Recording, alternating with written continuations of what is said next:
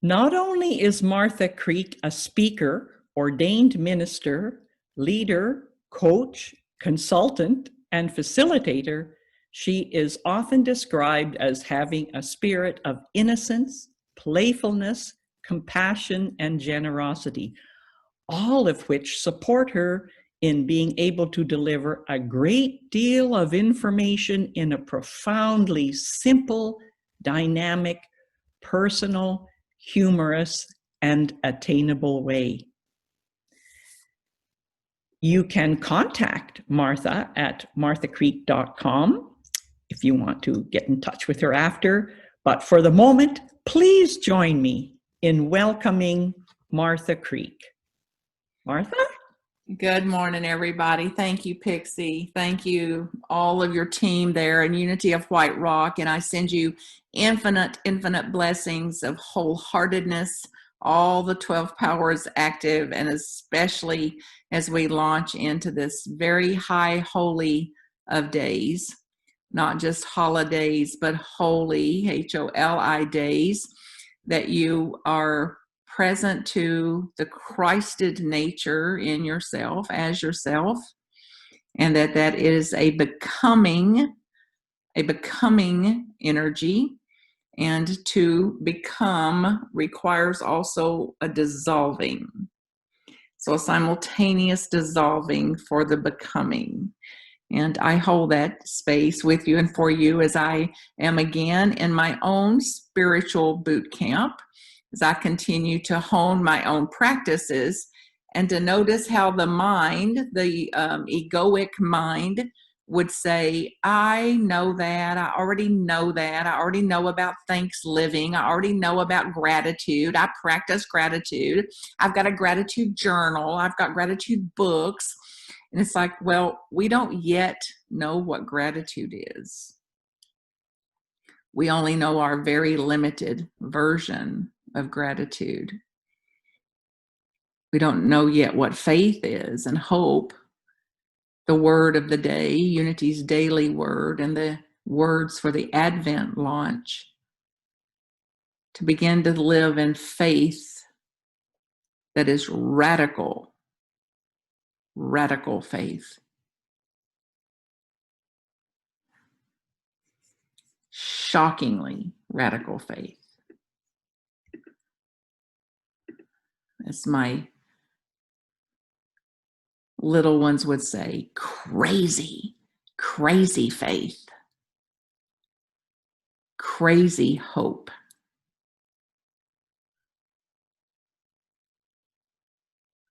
So what would it be like to dial that up a bit and to begin to see what that would be like already as we then take down the platitude of Thanksgiving and the platitude of Thanksgiving and the concept about it, to say then, okay, how then am I going to live this out into the world? So it's interesting that the whole idea of Thanksgiving and gratitude has basically been about an exterior orientation.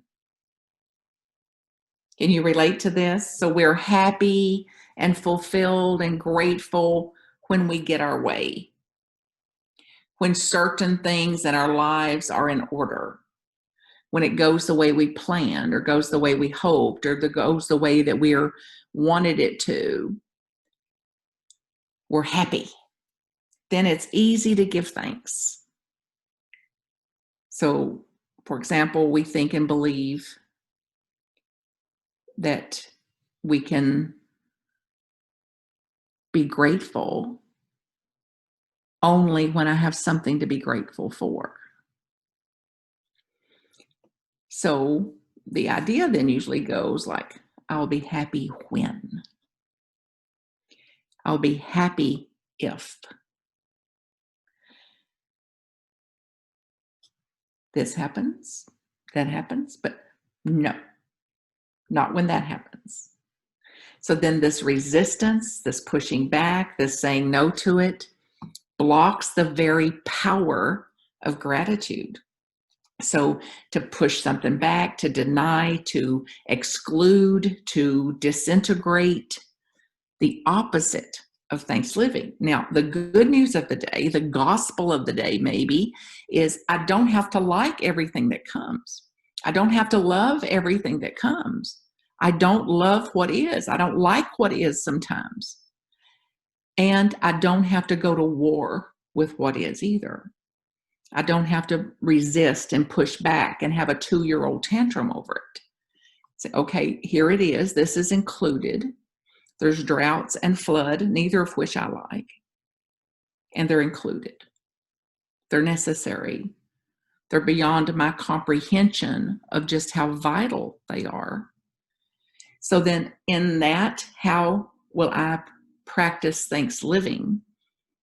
Thanksgiving that I can be, Thanksgiving that I don't understand that. And I know it's included because here it is. How do I know we should have floods and droughts? Here it is. How do I know traffic should flow and be stuck? Here it is. How do I know my family should be the way they are? Here they are. So we've assumed then naively that happiness depends on things outside of ourselves. That happiness depends on happy circumstances, situations, events, people doing nice things for us, getting a surprise out of the blue, a raise in our pay, or for some of us high righteous spiritual types, just being surrounded by calm, peaceful, blissful experiences. Then we'll be happy. Then I'll give thanks.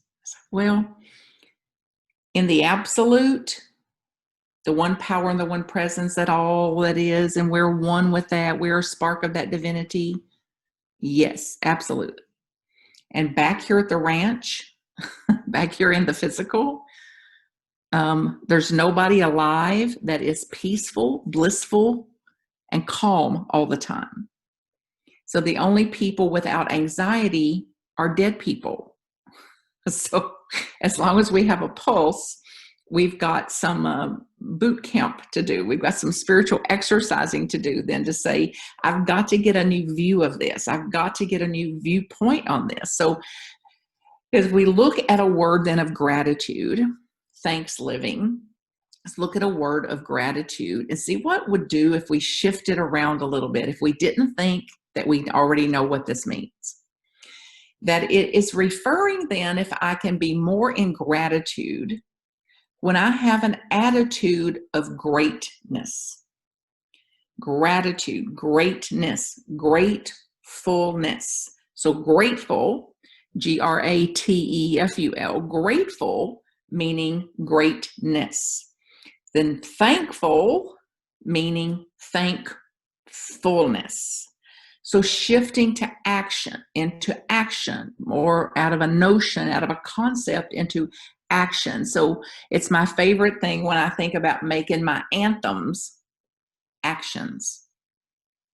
To take all my platitudes and ideas and concepts and make them actionable, to live them out. It deals then with, in other words, with something within us.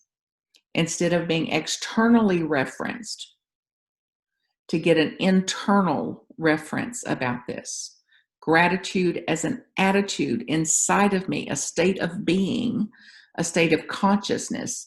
The act then of gratitude and thanksgiving is not reactive.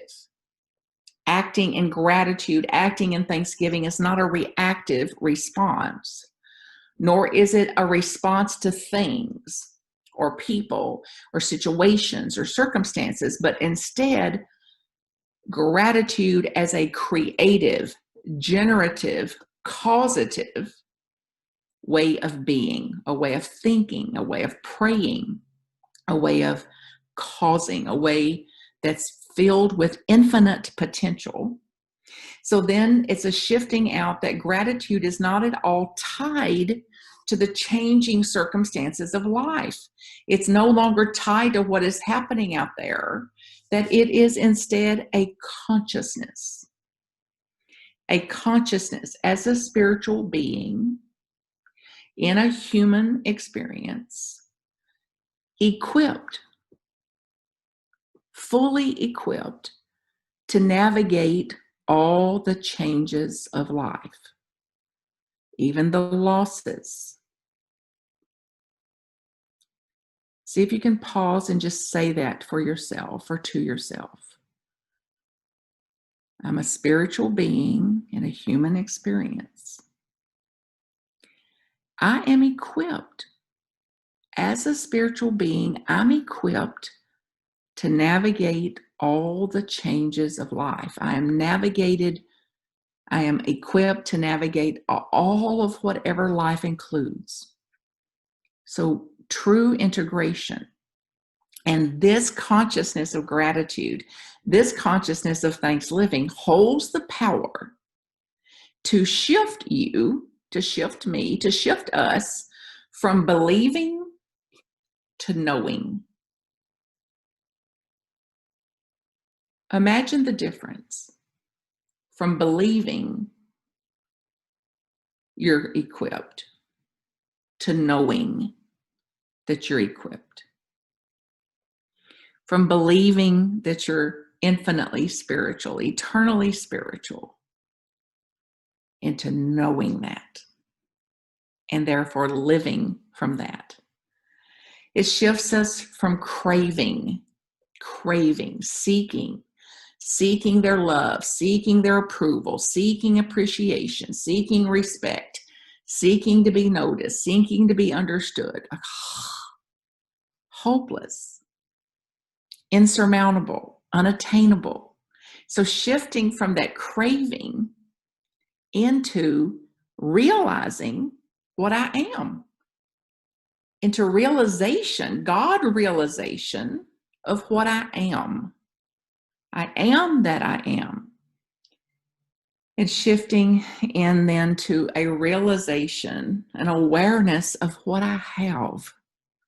When it is so tendencies for it, the tendencies of the other mind, the other polarity of mind is to see everything that's wrong, everything that I didn't get, everything that they got that I didn't get, everything I wanted and didn't come to. And it's like, of course, there was things we wanted that we didn't get. Of course, they got things that I didn't get. Of course, that's their life plan. That's their life plan. It's not mine. So I got what I got. They got what they got. And I can be mad and upset and pitiful and sad and bewildered all the way to my grave over what somebody else got that I didn't. Or using what I have, using what I've been given, the God gifts I have, and cultivating them and then doing with it whatever I can do. And I can't hold power and use that power causatively if I'm externally referenced or other realized instead of self realized. So then my insight, one of it is that this thankfulness and gratitude deal purely with an inner state of mind, an inner state of being.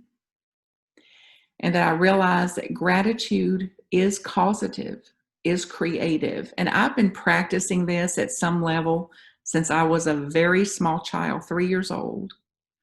And I got a vision. I had a vision of sorts, a knowing, something, an image was with it. That for this life, for the life of Martha Creek, there was 2 giant keys. And one was gratitude as a spiritual practice. And one was forgiveness. So you might look to see what your cornerstones are. What are you here in this experience to use and to continue your devotion to those spiritual practices for your own sake, for your own peace of mind, for your own activation of your innate, inherent power that you hold. So then I realized that gratitude is causative. It creates from things, experiences, and circumstances, and it does so then from an entirely different level of consciousness. From the highest point of view, as Eric Butterworth wrote about, to discover the power within us and to see things from a higher perspective. So I don't have to like this or love it, and I know from a higher perspective it's meaningful. I know from a higher perspective that it has to be included.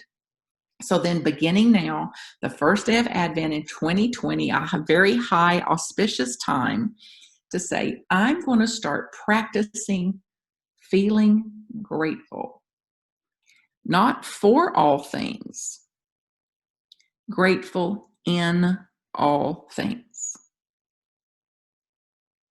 Feel the difference.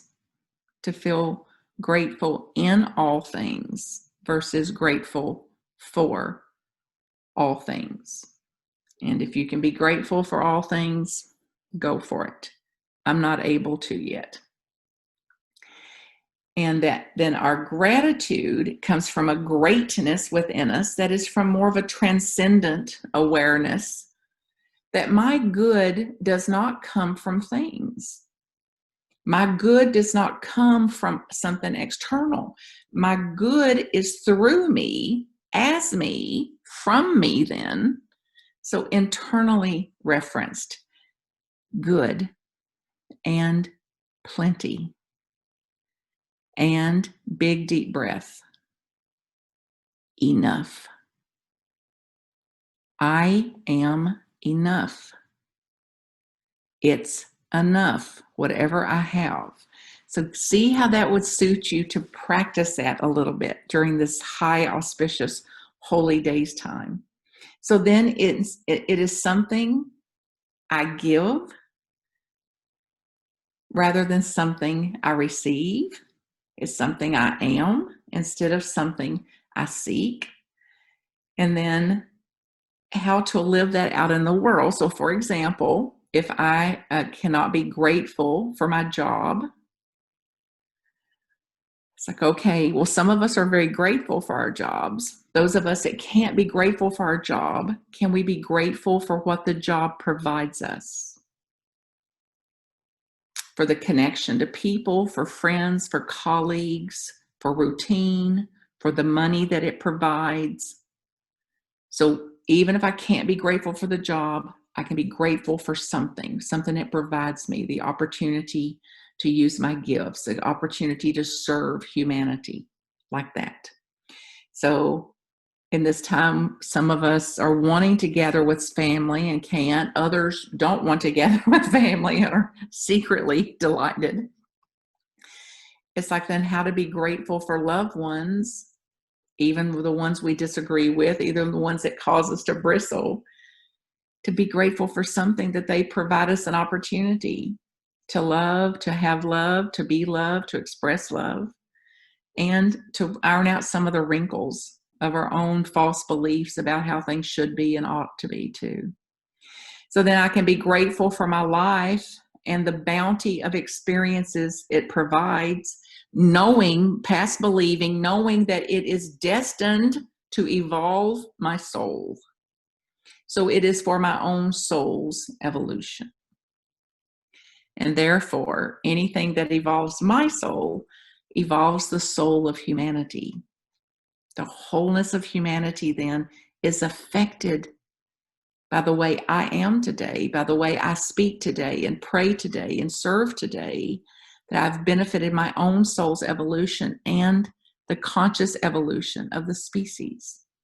Very, very vital time for this contribution, I believe. So in this season of Advent, of becoming, and bringing the Christ energy and the Christed energy through us, as us, a time of thanksgiving for some and high holy days, to give gratitude in a very new sense, a radical new sense. And to do it through our prayers, our meditations, our practices, with our words, with our devotion, a renewed sense of that. And take a deep breath. And let's have some time now for meditation, for something you may have heard, a key word or phrase. As we take the teaching into our being at a cellular level, a gratefulness,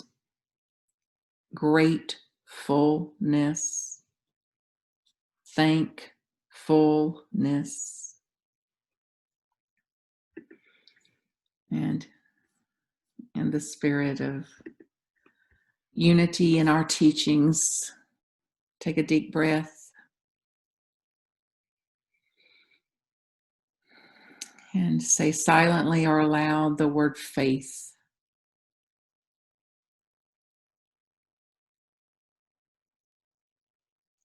Faith keeps me open to discovering new reasons to be grateful. Faith keeps us open to discovering new reasons to have hope.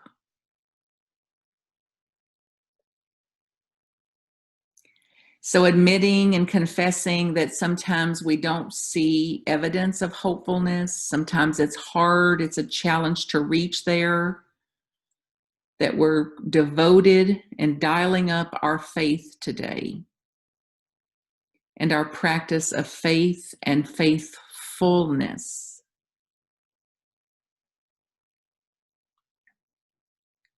Who would you be as faith?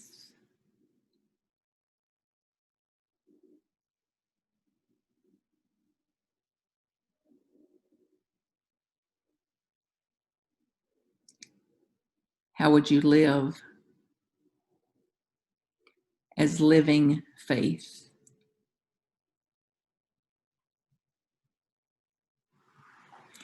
And get a sense of it, even when and especially when we can't see. Even when and especially when there's doubt and bewilderment present. It's present, it's included, we allow it. And I am a being of faith. I am being faith. Who would you be?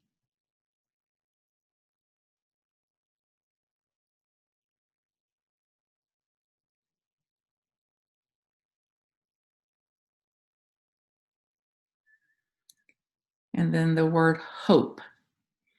See if you can speak the word, say and feel and sense the word hope. I am hope. I have hope.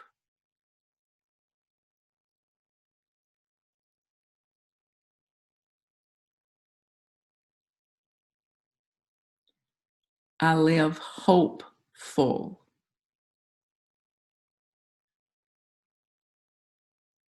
Hopefulness.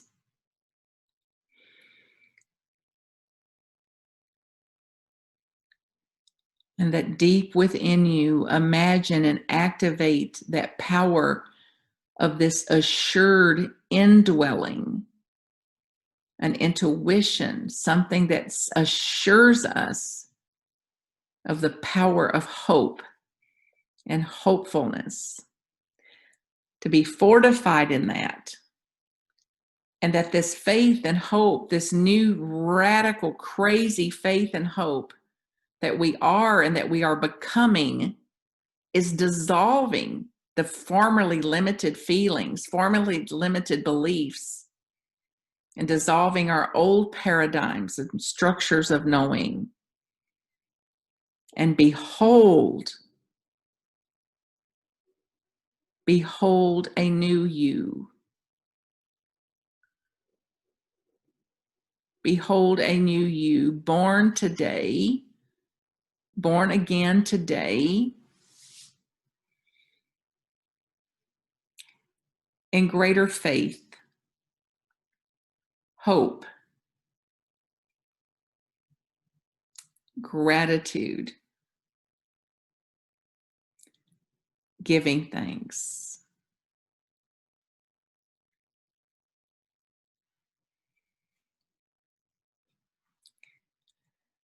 And big deep breath. We surrender today, sweet and living spirit, to a time for us to allow the great light to overtake us. A great and radical faith, a great and radical hope, and a great and radical thanks living. Gratitude, grateful, gratefulness, thankful, and thankfulness. And we know that we are birthing a Christed being in us and as us and through us. that we're doing so now intentionally, causatively, deliberately through our innate and inherent God-given power to do so. We begin again. We give thanks for this time of remembering, this time of meditation, this time of openness.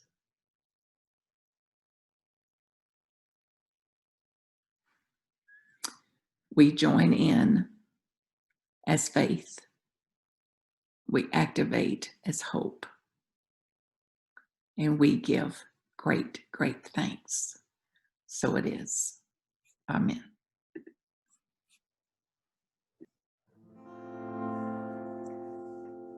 This joy that I have, the world didn't give it to me. Oh, this joy that I have, the world didn't give it to me. This joy that I have, the world didn't give it to me. The world didn't give it, the world can't take it away. This love that I have, the world didn't give it to me. Oh, this love that I have, the world didn't give it to me. This love that I have, the world didn't give it to me. The world didn't give it, the world can't take it away. This faith that I have, the world didn't give it to me. Oh, this faith that I have, the world didn't give it to me. This faith that I have, the world didn't give it to me. The world didn't give it, the world can't take it away. This thanks living that I have, the world didn't give it to me. Oh, this thanks living that I have, the world didn't give it to me. This thanks living that I have, the world didn't give it to me. The world didn't give it, the world can't take it away. This joy that I have, the world didn't give it to me. Oh, this joy that I have, the world didn't give it to me. This joy that I have, the world didn't give it to me. The world didn't give it, the world can't take it away. The world didn't give it, the world can't take it away.